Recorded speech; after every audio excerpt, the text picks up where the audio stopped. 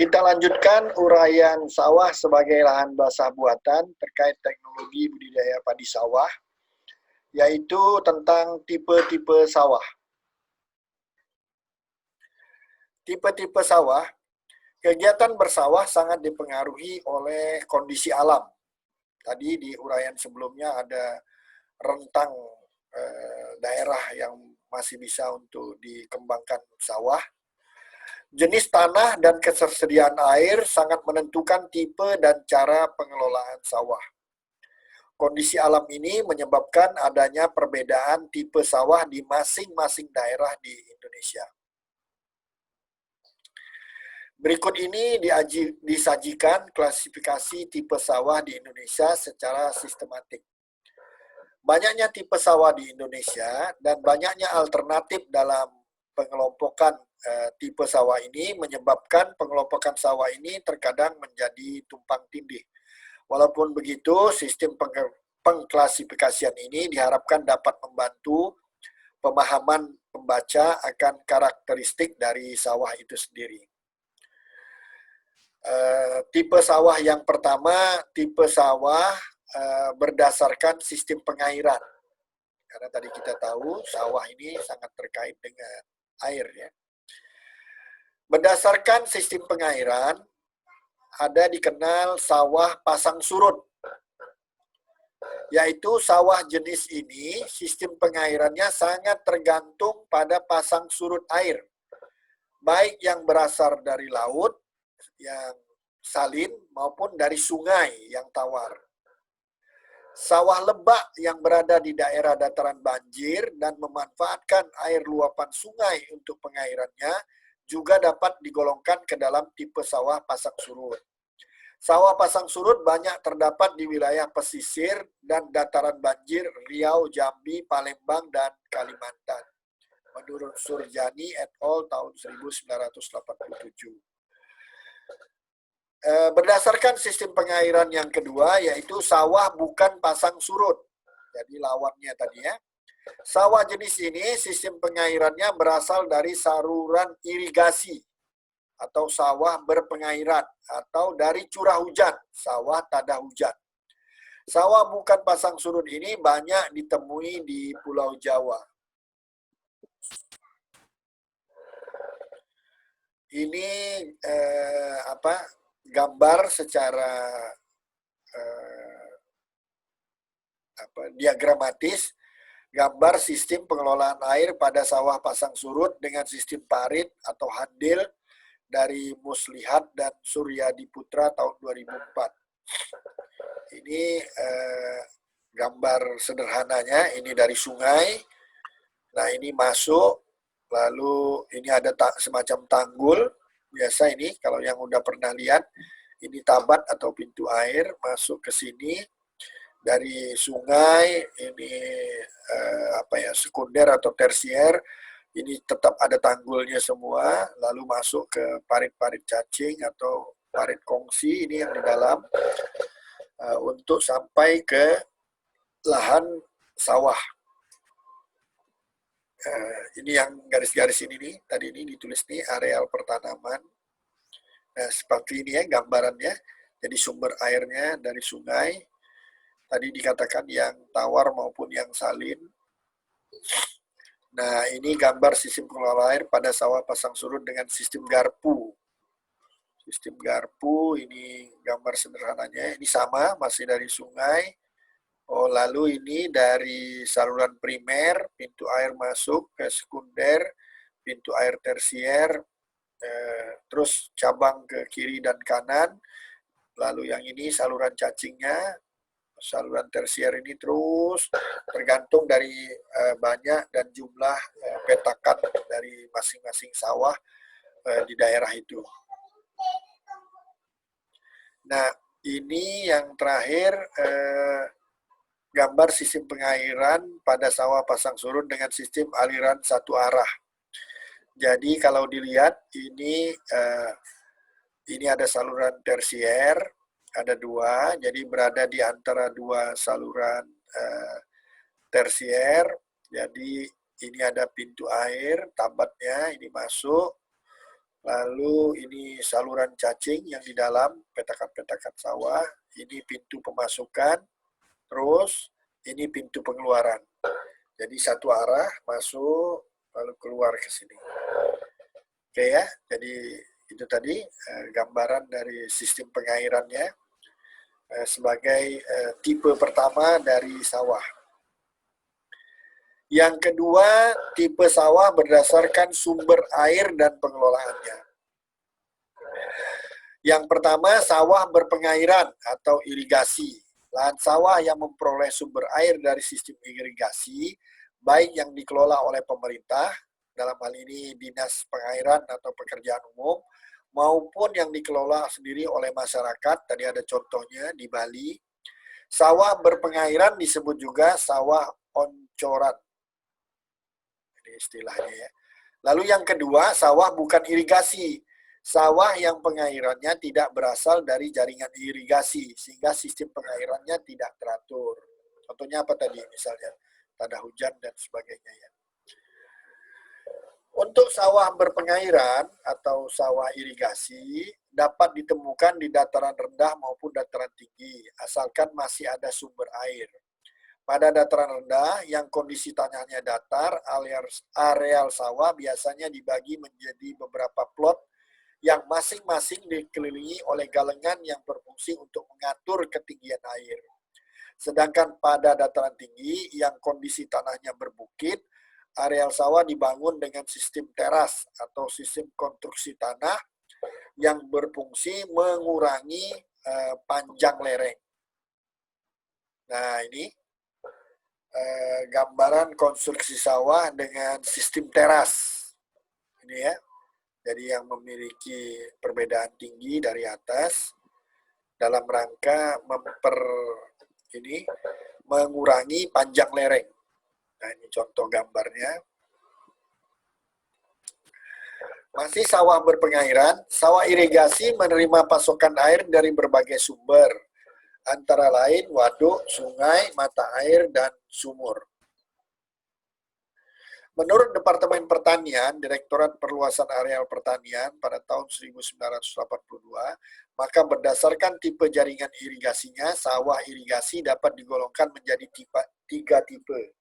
Sawah berpengairan teknis, sawah berpengairan setengah teknis, sawah berpengairan non-teknis atau sederhana. Menurut Direktorat Pertanian, Direktur Jenderal Bina Produksi Tanaman Pangan, tipe sawah yang tergolong sawah bukan irigasi antara lain sawah pasang surut di daerah pesisir, sawah lembah, sawah tanda hujan, dan sawah lainnya. Masih sawah berpengairan berdasarkan sumber air dan pengelolaannya. Untuk sawah berpengairan teknis, ini sawah ini memiliki jaringan irigasi yang memungkinkan untuk mengukur dan mengatur debit air. Penggunaan jaringan irigasi ini seluruhnya diatur dan dikelola oleh pemerintah. Air irigasi di sawah berpengairan teknis ini mengalir terus-menerus sepanjang tahun, sehingga keberadaan sawah ini tidak tergantung pada musim. Dan dalam 1 tahun dapat ditanami padi sebanyak 2 hingga 3 kali. Luar biasa ya.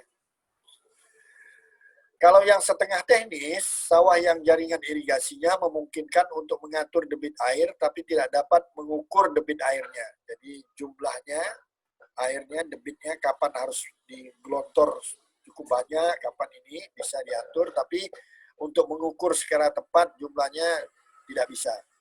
Pengelolaan jaringan irigasi pada sawah berpengairan setengah teknis ini tidak seluruhnya diatur oleh pemerintah. Jadi tidak semuanya diatur pemerintah, berbeda dengan yang berpengairan teknis tadi. Dan terakhir, yang non-teknis atau yang sederhana, sawah yang jaringan irigasinya tidak memungkinkan untuk mengatur dan mengukur debit air, sehingga sistem pengairannya tidak teratur. Jadi sesuai dengan kebutuhan, masyarakat mengelola sendiri, ini bukan pemerintah.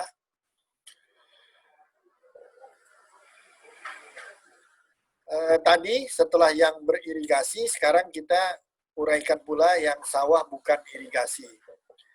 Contohnya sawah pasang surut di daerah pesisir. Sawah jenis ini keberadaannya sangat tergantung pada kondisi pasang surut air laut maupun air tawar. Sawah pasang surut seperti ini banyak dijumpai di daerah pesisir Sumatera, Riau, Jambi, Palembang, dan Kalimantan, tempat kita ya. Sawah pasang surut memerlukan metode penyiapan lahan dan pengelolaan yang berbeda dibandingkan sawah tipe lain, karena kondisi lingkungannya yang unik. Sawah pasang surut bagi masyarakat Banjar atau Kalimantan Selatan, sawah pasang surut dikenal dengan nama sawah bayar dan sistem pertaniannya dikenal dengan nama sistem surjan atau sistem surjan Banjar. Ini menurut Surjani et al. 87 Jamari 1999 dan Muslihat 2004. Sawah pasang surut tergenangi air secara keseluruhan pada musim hujan dan muka air biasanya mencapai ketinggian maksimum pada bulan Januari sampai April. Sawah pasang surut di daerah pesisir, jaringan pengairan di sawah pasang surut ini dibuat sedemikian rupa agar air tawar yang dapat tetap masuk ke area sawah. Air tawar ini berfungsi untuk mencuci bahan-bahan beracun pada tanah sehingga kondisi tanah sesuai untuk ditanami padi. Sistem parit atau handil, sistem saluran model garpu, dan sistem aliran satu arah merupakan beberapa teknik pengelolaan air lahan rawa yang telah lama dikembangkan. Tadi ya udah kita contohkan, gambarnya juga sudah kita tampilkan. Yang berikutnya yang bukan irigasi yaitu sawah lebak. Sawah lebak adalah sawah yang terbentuk di daerah dataran banjir atau lebak. Sawah lebak ini banyak ditemui di Sumatera Utara, Jambi, Sumatera Selatan, Kalimantan, Sulawesi Tengah, dan Jawa.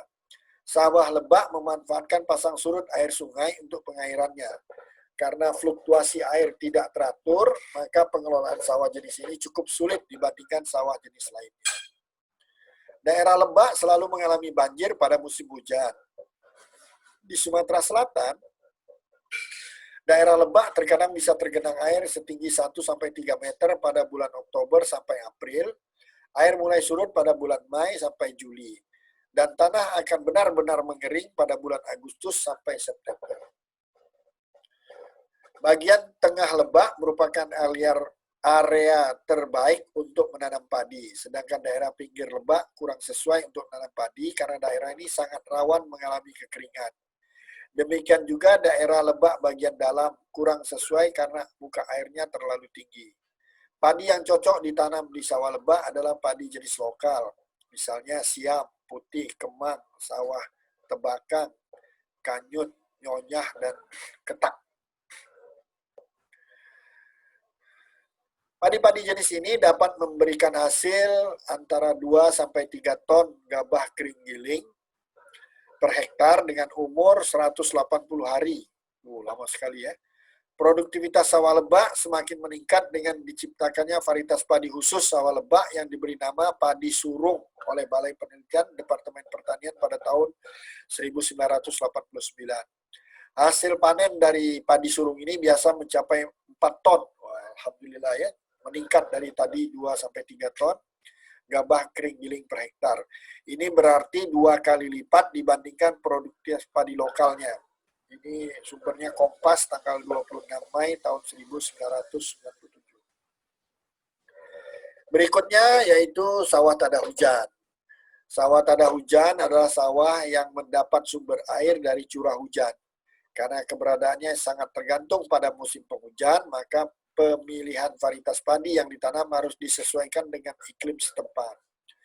Untuk daerah yang musim hujannya pendek dan curah hujannya rendah, maka varietas padi yang cocok adalah padi yang umurnya pendek, seperti IR64, Cirata, Dodokan, Jongkok, dan IR36. Dan penanaman padi dilakukan dengan sistem gogorancah.